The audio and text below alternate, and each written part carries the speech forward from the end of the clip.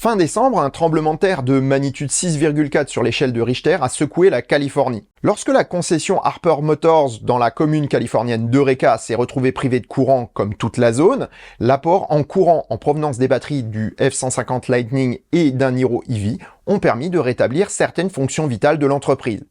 Ainsi, ponts et élévateurs, appareils de diagnostic ou ordinateurs de gestion de stock ont pu reprendre du service, alors que le courant n'était pas rétabli. Les sinistrés ayant subi des avaries sur leur véhicule ont ainsi pu avoir accès aux services du concessionnaire.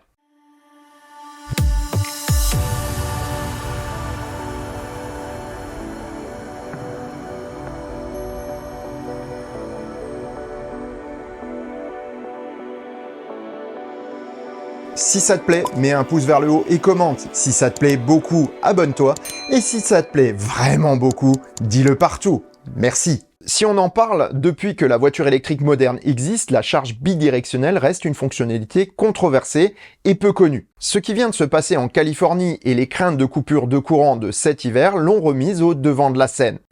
Mais comment cela est-il possible? Le courant délivré par le réseau électrique est alternatif, ce qui signifie qu'il circule dans un sens puis dans l'autre dans les fils. Pour être utilisé pour charger une batterie, il faut le redresser afin d'obtenir un flux d'électrons toujours dans le même sens. C'est du courant continu. C'est le chargeur de batterie qui effectue cette opération, au moyen d'un pont de diodes.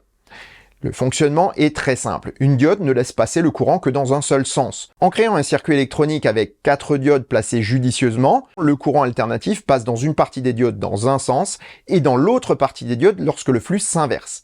Ainsi, à la sortie, les électrons vont tous dans le même sens. Voilà pour le principe très schématisé. Ce qui est important, c'est que ce dispositif n'est pas réversible. Si vous appliquez un courant continu à un pont diode, vous ne récupérez pas de courant alternatif. Pour cela, il faut un onduleur. Encore une fois, de manière schématique, le système est facilement compréhensible. Lorsqu'on applique un courant continu sur un onduleur, il restitue du courant alternatif. Le courant continu passe dans une partie du circuit, puis est inversé dans l'autre. C'est le nombre d'inversions du courant continu à chaque seconde qui détermine la fréquence du courant alternatif de sortie. Bien entendu, tout ceci n'est que le principe, et de nombreuses opérations sont nécessaires pour obtenir le courant voulu avec les tensions et les formes de courbes nécessaires au bon fonctionnement des appareils qui seront reliés à cet onduleur.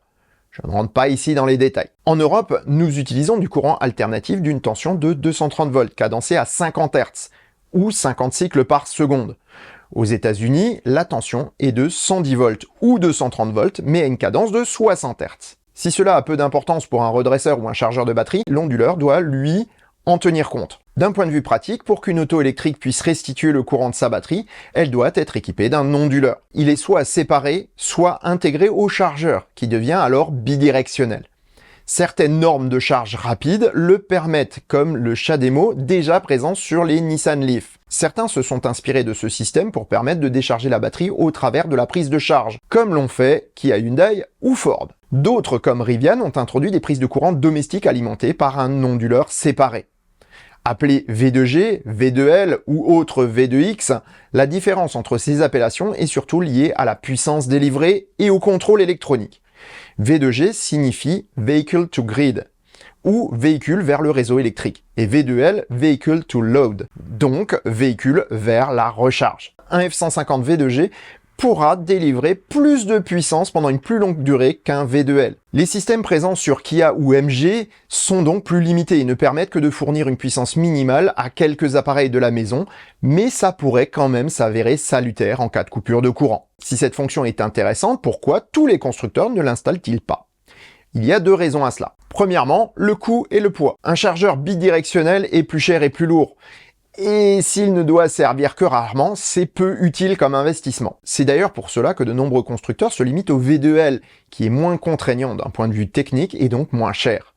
Deuxièmement, le V2G est aussi prévu pour stabiliser le réseau électrique. Le véhicule électrique sert alors de batterie tampon pour une installation photovoltaïque ou un stockage de courant de nuit pour le restituer le jour. Cela va induire un nombre important de cycles de recharge-décharge qui réduisent sensiblement la durée de vie de la batterie. Et c'est la deuxième raison pour laquelle les constructeurs ne souhaitent pas trop utiliser ce genre de système. Lorsque l'on parle d'une batterie stationnaire, le nombre de cycles est moins important, car la batterie ne doit pas délivrer d'aussi forte puissance qu'un véhicule électrique, et donc reste utilisable même à de forts pourcentages de dégradation.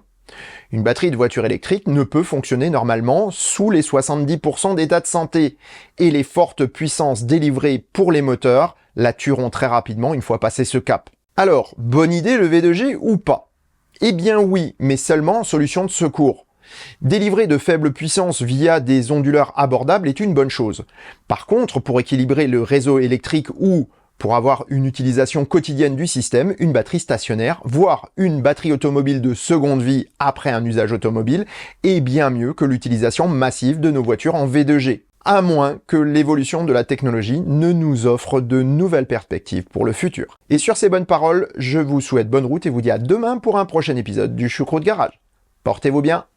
Ciao.